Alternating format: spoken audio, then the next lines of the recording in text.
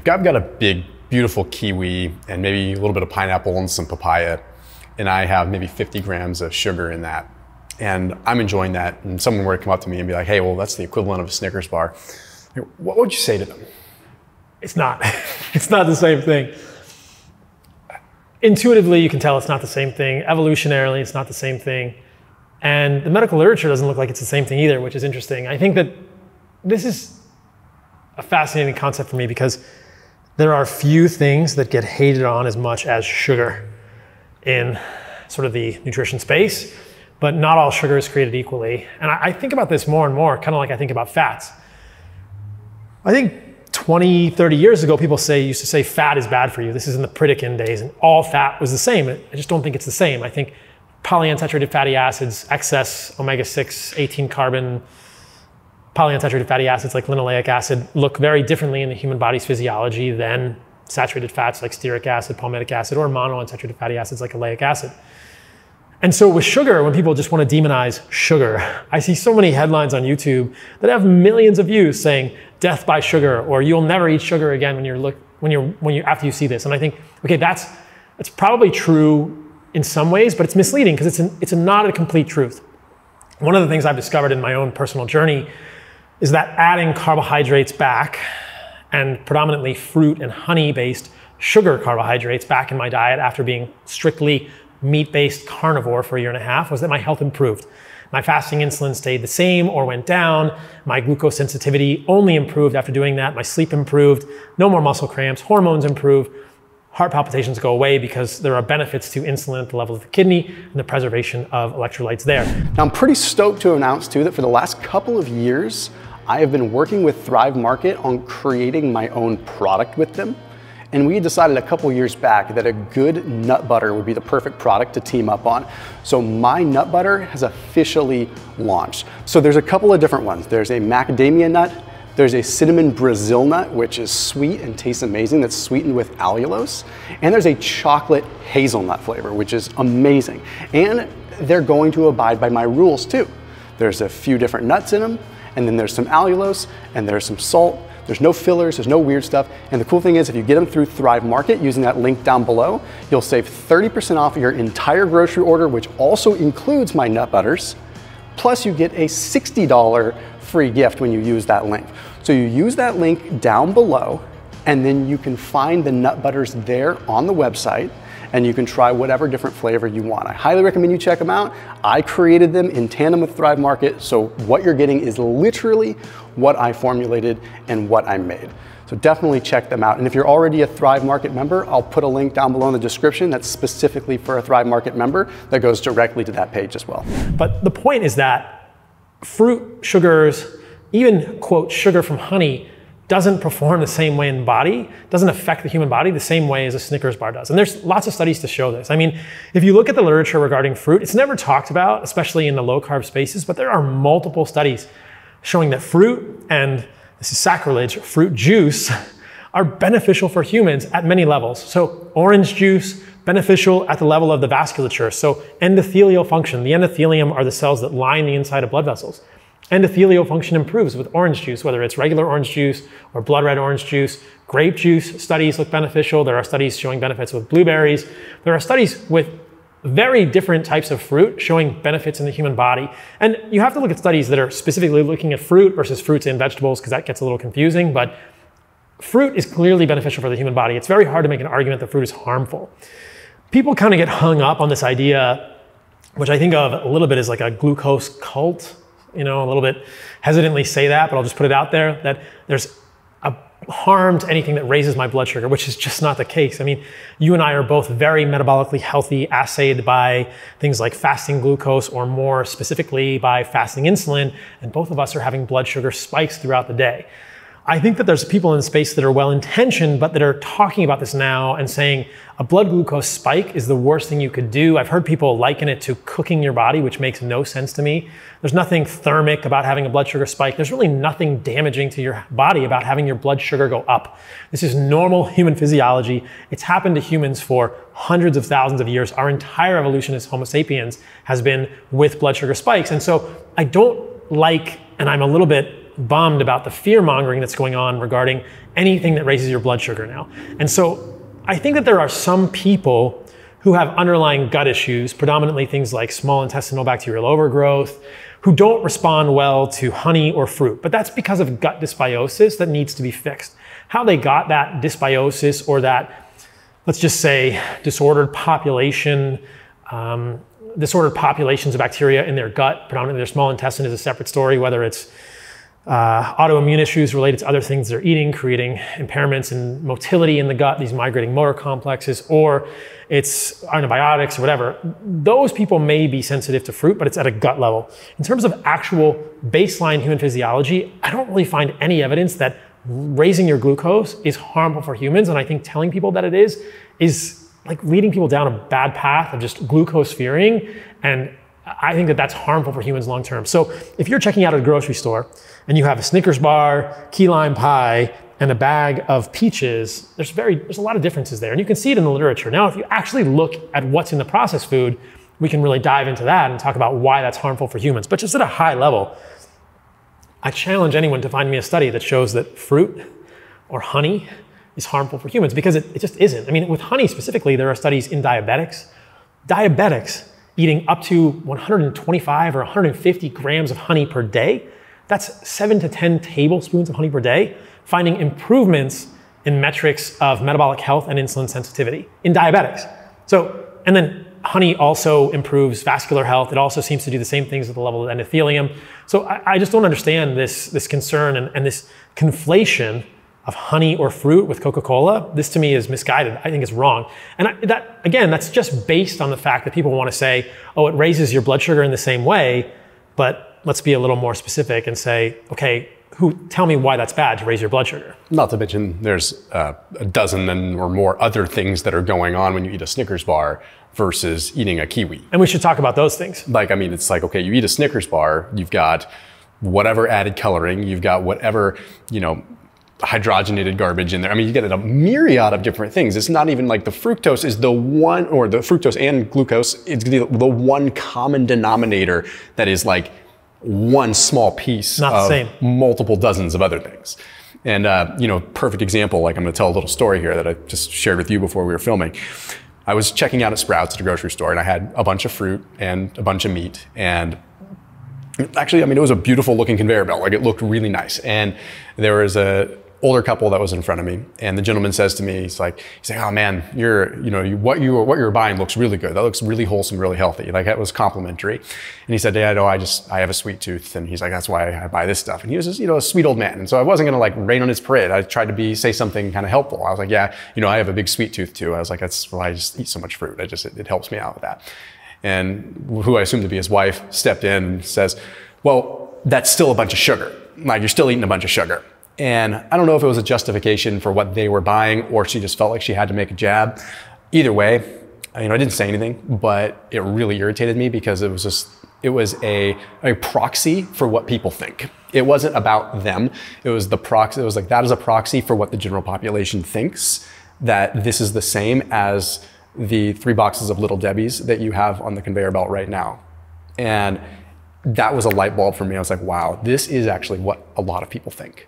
And it impairs them. It's a roadblock to them getting healthier, because for a lot of people like that man, if perhaps his wife wasn't saying that, or he didn't believe incorrectly that a Snickers bar, key lime pie, junk food was the same as fruit, you could say to him, hey, why don't you eat an apple?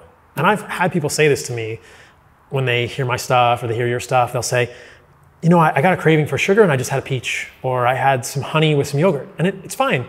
And that's a different physiologic response in the human body for so many reasons than a Snickers bar, whatever carbohydrate-laden junk food that you're eating is. But we cannot conflate those two. It's very misleading for people, and I think it's damaging, because there are pathways to health that pass through and include fruit and honey in the diet that I think allow people to have massive improvements in health long term, and people can include those foods for the rest of their lives and be healthy. And I think it goes back to this idea of glucose. And the only way those foods may be the same is in the actual amount of sucrose or glucose and fructose that they contain, or in the actual amount that they may raise your blood sugar for any amount of carbohydrates. But there's so much more to the equation than that. And I think this reductionist view, perhaps, that has been like exacerbated by CGMs, which I think are very valuable tools, but I think this reductionist view of anything that spikes my blood sugar is bad is harming people and creating too much fear in this sort of glucose fearing cult. And it's just not like that. So again, grapefruit juice, grape juice, cherry juice, orange juice, all of those fruits in general, bananas. There's evidence that all these things are beneficial for the human body in so many different ways, whether it's endothelial function, et cetera. But let's go back and look at why a Snickers bar is harmful, because this is perhaps what gets left out. And I think a lot of the problems in the carbohydrate sugar quote literature are, again, a conflation of processed sugars with naturally occurring sugars. Naturally occurring sugars are sucrose, glucose, fructose, which occur in variable amounts in fruits, and honey and things like this. But a lot of what you find in processed foods, not exclusively, but a lot of what you find is high fructose corn syrup. So this is really interesting to me, and it was something that I discovered when I was actually doing the research. So fructose doesn't occur in corn.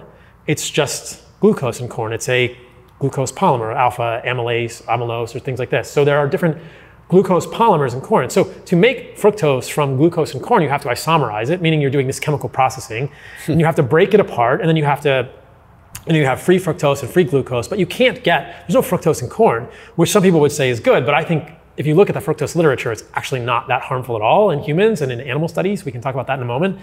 And so, again, to make high fructose corn syrup, you are doing all of these chemical processes to the glucose. You have to isomerize it, you have to simplify it, you have to pull it out of the syrup and then purify it. And if you look at the literature regarding high fructose corn syrup, supposedly the high fructose corn syrup industry has gotten cleaner, but up until 2009, there were significant amounts of mercury contaminating high fructose corn syrup. I'm not convinced that they're not still in there, but the high fructose corn syrup industry is massive, and they're not admitting that they're still in there. They're saying, oh, we changed the chemical processing. But up until a decade ago, there were significant amounts of mercury in high fructose corn syrup. There are other contaminants potentially in there. Again, this is all very hush-hush because high fructose corn syrup is big business. Mm-hmm. So to say that a naturally occurring set of sugars in a fruit is the same as high fructose corn syrup, one is a highly processed, industrialized product, high fructose corn syrup. One is just evolutionarily natural fruit that you pick off a tree. So you're telling me it's literally cheaper for them to mass produce corn, put it through this rigmarole to make fructose and high fructose corn syrup out of it than it would be to extract fructose from a fruit? Probably, yeah, I think it is. That's wild. It's wild. And it's cheaper for them to produce. Yeah, they don't even do it. High fructose corn syrup, I believe, is cheaper than sucrose, because you could take sucrose from cane sugar, right, and use that, but it's cheaper than sucrose. And that was going to be another question, because I think that's where we need a lot of clarity. And this is something people think sucrose is automatically like bleached, refined sugar. Right. And independent of the bleaching, like it's not even that terrible of a thing. Like, I mean, cane sugar is still sucrose. Like, right. I don't suggest that maybe someone starts ripping open packets of pure cane sugar. I mean, get something else with it, eat some fruit.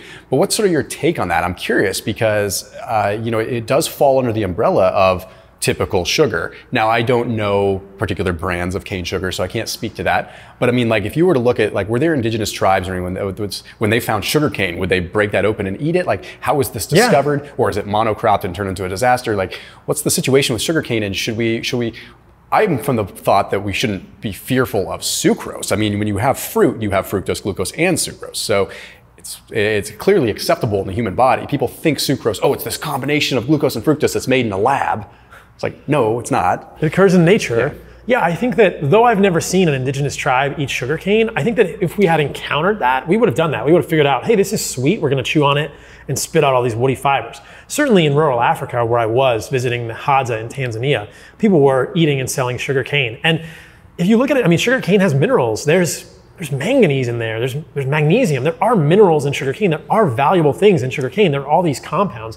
The chemical makeup of things like fruit or honey or sugarcane is much more complex than people believe it to be. You simply can't reduce it to it's sucrose and water. It's not that way at all. Just like meat is not protein in a bag.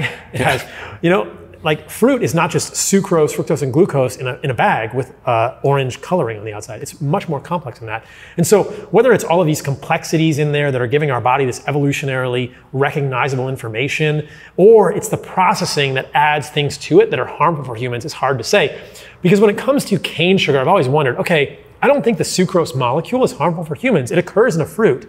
But does the processing of cane sugar leave additives in there like a high fructose corn syrup would? And so you'd have to go and do the research and say, okay, what is the actual chemical analysis of cane sugar in the store? Could that have additives from the processing that are contaminating? I think this is where people forget. Like, this is not pharmaceutical USP, United States Pharmacopoeia, like pharmaceutical grade sucrose. This is something that could have other things in it. I mean, a good example is this Apeel coating. Have you seen this? You sent me the study. Yes, yes. So Apeel they say it's derived from plants, right? It's mono and diglycerides from grapeseed oil. So you have a seed oil and you have a polyunsaturated fat in this grapeseed oil that they're taking and they're making into mono and diglycerides, which are essentially parts of the triglyceride package of this oil. And then they're hydrogenating them. They're making them into saturated fat. So again, you can already see where the problem is going to be. But to make that and to extract it, the Apeel has contaminants of ethyl acetate, palladium, mercury, arsenic, lead, and other chemical processing agents. Hexane or heptane is also in there. So you see the problem here that it's very difficult to take anything from a fruit or a piece of corn or a cane, like cane sugar, and make it into something that's completely pure on the backside.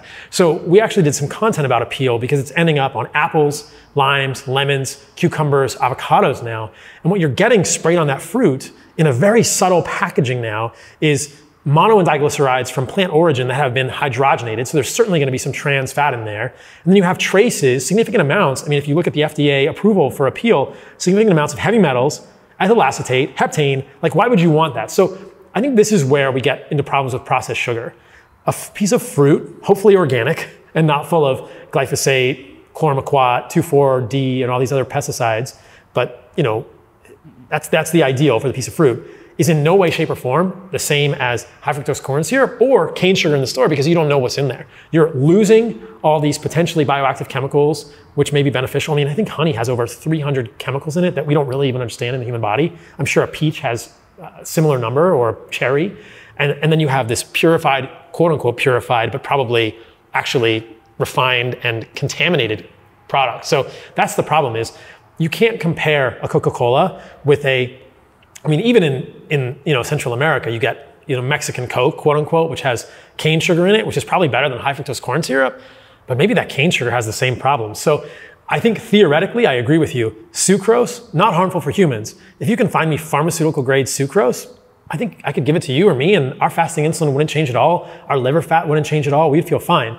But I'd have to do a lot of research before I would actually eat cane sugar on the shelf, just like I wouldn't eat pure high fructose corn syrup because I know what's in it, just like I wouldn't eat any fruit or vegetable sprayed with this Apeel coating because I know there are contaminants. So we kind of run into this idea that like technology is great, but the purification process of these things are not without collateral damage.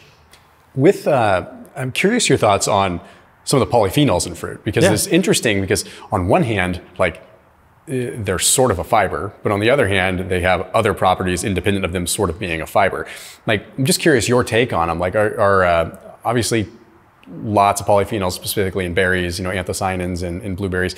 Have you done much research in that category as far as where the benefit is really coming? Is it coming from, do you think, I know you're not big on fiber, so it's not or you're not big on fiber, but you don't seem to think that the fiber from fruit is really adding much of a benefit.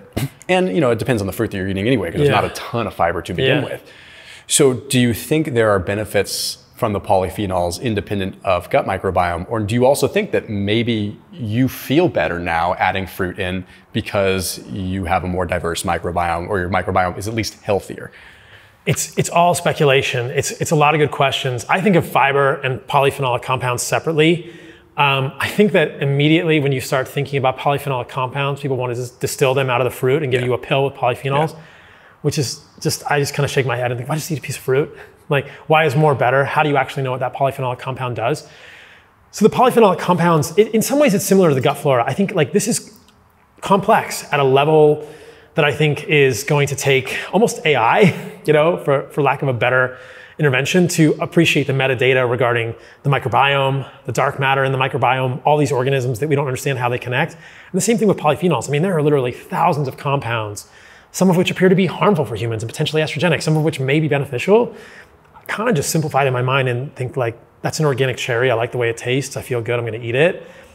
Do I think polyphenols are harmful for humans? Not necessarily anymore. And that's in some ways a change from where I used to be.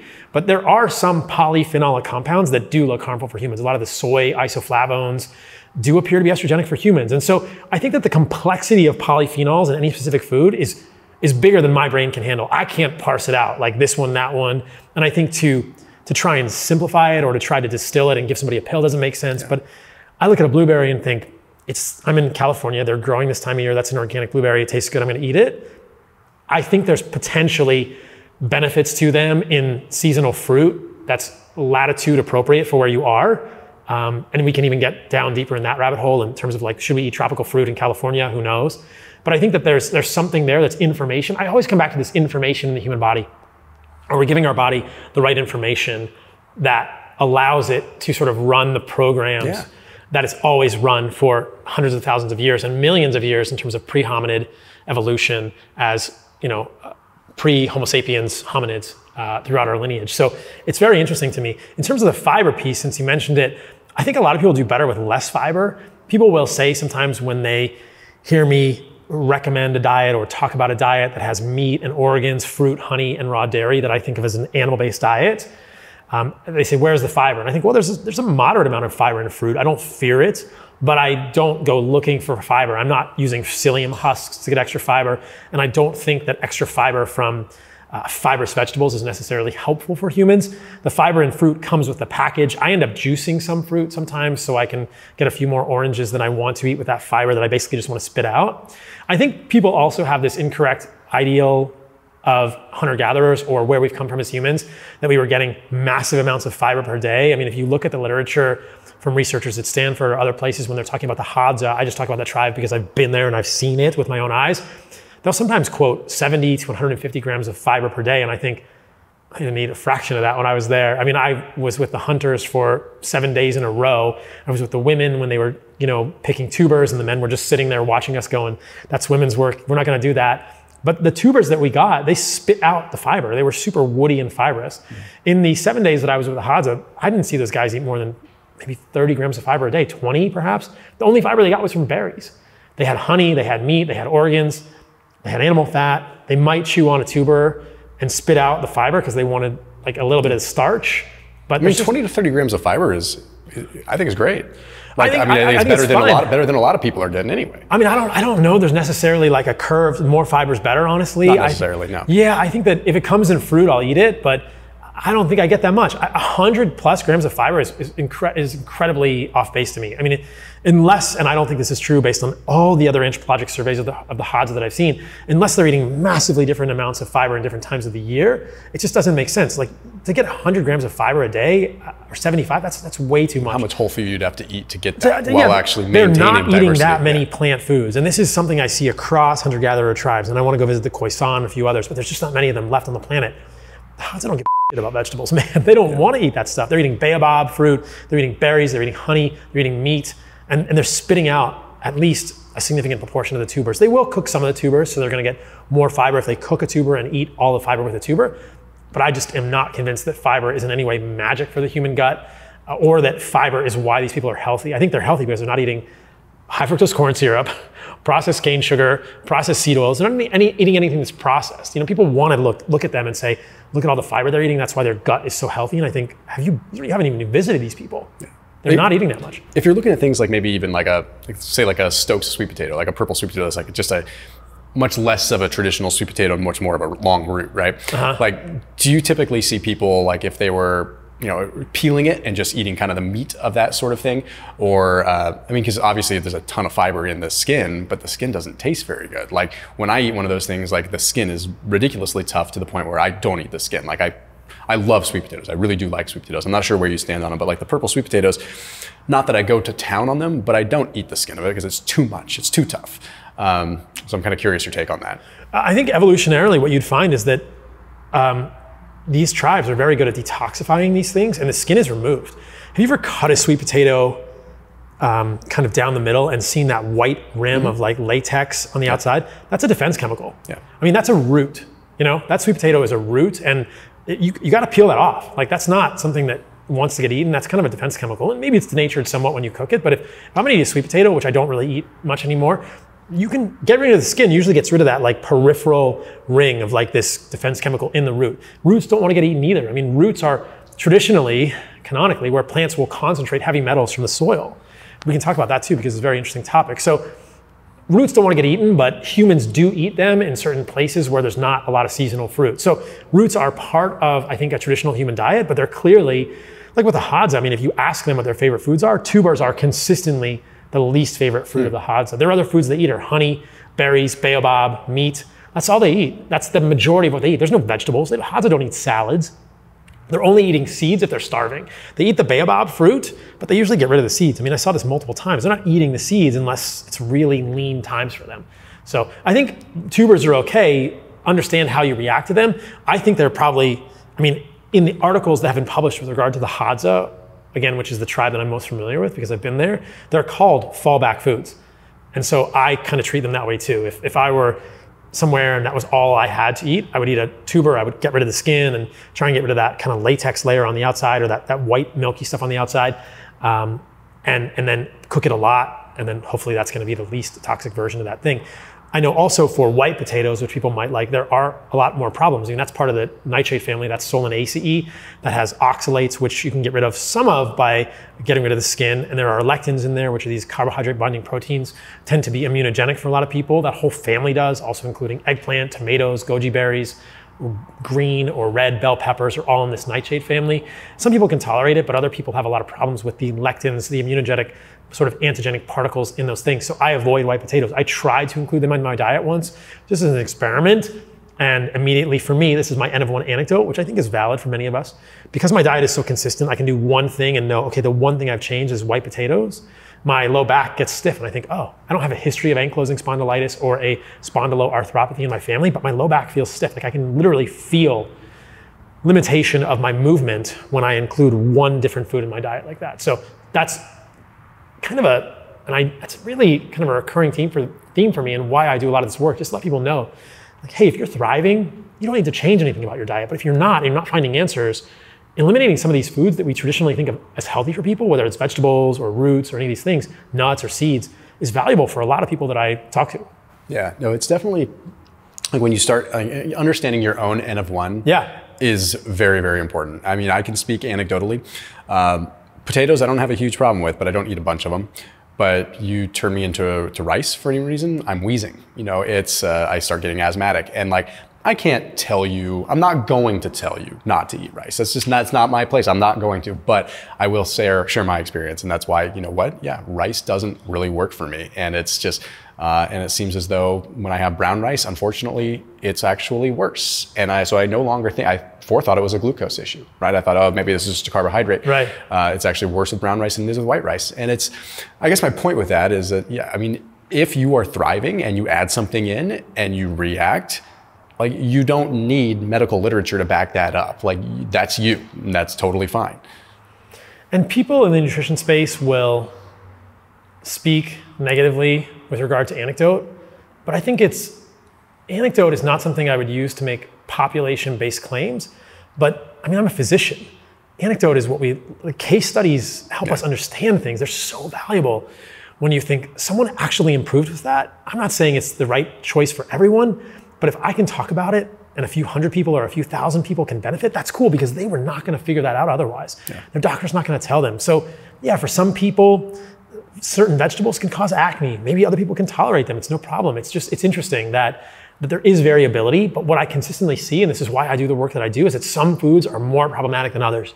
Meat and organs, pretty good for most people. Fruit, not that problematic for a lot of people. Honey, pretty good. Raw dairy versus pasteurized dairy. Raw dairy is much better. But then from there, when you start getting into the vegetables, and I want to talk about the grains for a moment, like that's where people start to have more problems. And some people can tolerate vegetables, probably better if they're fermented, probably better if they're wildly cooked. But a lot of people just do better without any of these vegetables in their diet. And it makes a lot of sense because these are the parts of plants that are most defended. They have the most defense chemicals. And not all those defense chemicals are degraded when you cook them. You talked about rice, and it made me think about grains specifically. I've been thinking a lot about grains recently, and I have a lot of problems with them for a variety of reasons. Roots are where plants will concentrate heavy metals, but also grains. Oatmeal, I've been going hard on social media against recently predominantly because it's causing a huge uproar and people love their freaking oatmeal.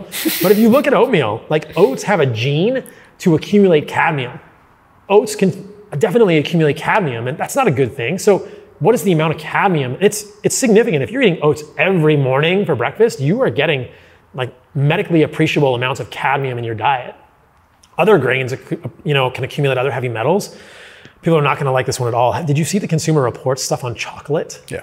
It's crazy. Have you talked about this? No, I mean, it's come up a couple of times. It's wild that Consumer Reports did a report, I think in the last couple of years, looking at 28 chocolate bars. And they looked at, I believe it was the California levels for the maximum allowable intake of lead and cadmium per day. For lead, it's 0.5 micrograms, I believe, and cadmium, it's 4.1. I think I got those numbers right, micrograms. And almost, I kid you not, every single chocolate bar had significant appreciable amounts. And I think 26 of the 28 had either more than 100% of your daily allowable lead or cadmium. And some of them had more of both. A couple of the chocolate bars had 200+%. So twice your maximum daily allowable intake of lead or cadmium in 1 ounce of chocolate. And why is this? It's not because it's contaminated necessarily, it's because the cacao plant will take those heavy metals from the soil and put it into the seeds. And yet we're told this stuff is healthy for us. So we have to think, like, maybe I shouldn't be eating a lot of grains from plants. And rice is a good example. Rice, I don't know what the heavy metal contamination of rice is if it's white rice. Definitely arsenic in the brown rice is a pretty big deal. But think about the mold toxins in a grain. That's the other thing. The mold is a big one, yeah. Yeah, mold toxins in chocolate, mold toxins in oats. I mean, there's fusarium toxins, there's zearalenone, there's HT2, and there's another toxin from the fusarium that's in oats. So when I look at the grains, I just think, wow, there's no shortage of reasons not to eat grains, whether that's rice, white or brown, whether that's oats, whether that's nuts or seeds like cacao. And I know that breaks people's hearts, but ultimately what we're all striving for here is health. And I just want to let people know about those things. It maybe doesn't mean you need to never eat chocolate again, but if you're eating chocolate every day, you should check your heavy metals, especially lead and cadmium. But I would do arsenic, mercury, lead, and cadmium if you're getting those things in your diet. So it's like, what are the least toxic foods for humans? I think that it's not grains or seeds or nuts or a lot of vegetables. And if you're going to take, any stance on anything, like you always say, like, have an objective marker. Like if you're going to add chocolate, heavy metals, like you can test these things. Yes. And it's pretty inexpensive to test these things these days if you know where to look. And going back to our original point of this conversation, which was, fruit and fruit sugar, add fruit to your diet and check your fasting insulin. Yep. Add fruit to your diet and see how you feel. Now, certainly you and I eat significant amounts of carbohydrates. I think I'm close to 300 grams of carbohydrates a day now. I know you're eating a little less than that. If you're diabetic, you don't need 300 grams of carbohydrates. You probably don't even need 200 grams of carbohydrates. But I think that even a diabetic could include some carbohydrates, but understand that if you want to have a peach or an apple as diabetic, that's probably okay until you fix the until you fix the underlying insulin resistance. You're not going to be able to include a ton of carbohydrates because your body won't process them well. But this is a very impactful statement that cannot be said enough. The carbohydrates did not cause your diabetes. And that's the problem with people thinking about glucose this way, is they're thinking, oh, this apple is spiking my blood sugar, it's worsening my diabetes. No, your basic metabolic machinery is broken, and I believe it's broken because of what's in your cell membranes. Predominantly too many of the polyunsaturated fatty acids from seed oils are breaking, especially the mitochondrial membranes and the cell membranes in your fat cells and your fat depots, your adipocytes, and that is leading to leaking of inflammatory mediators, lipokines, that are causing muscle insulin resistance peripherally. So you have to fix that, and then you can process the carbohydrates more readily. But just because your blood sugar goes up when you eat an apple doesn't mean that apple is giving you diabetes. Neither you or I have diabetes. No. And believe me, I've eaten a lot of honey in the last few years. If it were causing it, I'd have diabetes by now. And my fasting insulin is less than 3. No, very strong, man. So as always, brother, where can everyone find you? Paul Saladino, MD, on all of the socials. Right on, my man. Thank you, brother. Cool.